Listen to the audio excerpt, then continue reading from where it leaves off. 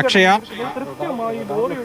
റഡാറിൽ ലോറിയുടെ ലൊക്കേഷൻ ഇപ്പോൾ കണ്ടെത്തിയെന്നുള്ള വിവരം നമുക്ക് ലഭിക്കുന്നുണ്ട് അകത്തു നിന്ന്.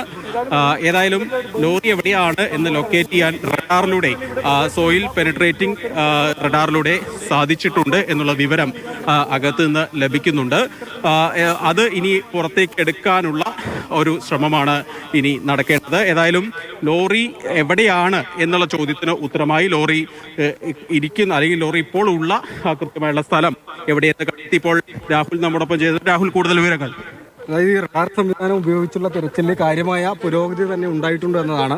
അതായത് ലോറി കൃത്യമായി GPS സിഗ്നൽ വെച്ച് ലോറി നേരത്തെ എവിടെയുണ്ട് എന്ന രീതിയിൽ വിവരം ഉണ്ടായിരുന്നു. ഇപ്പോൾ റഡാർ സംവിധാനം ഉപയോഗിച്ചുള്ള പരിശോധനയിൽ കൃത്യമായി ലോറി ലൊക്കേറ്റ് ചെയ്തു എന്നുള്ളതാണ്.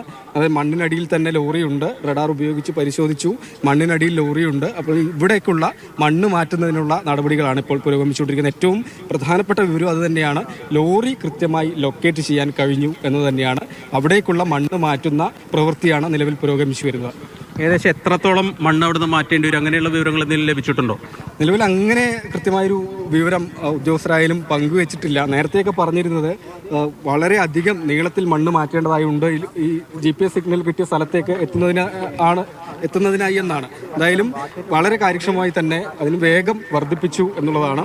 അങ്ങനെ ലോറിയുടെ തൊട്ടടുത്ത് വരെ എത്തിച്ചേരാൻ കഴിഞ്ഞു എന്നുള്ളതാണ്. അതായത് റഡാർ സംവിധാനം ഉപയോഗിച്ച് കൃത്യമായി സ്ഥലം കണ്ടിരിക്കുന്നു. അതിനുശേഷം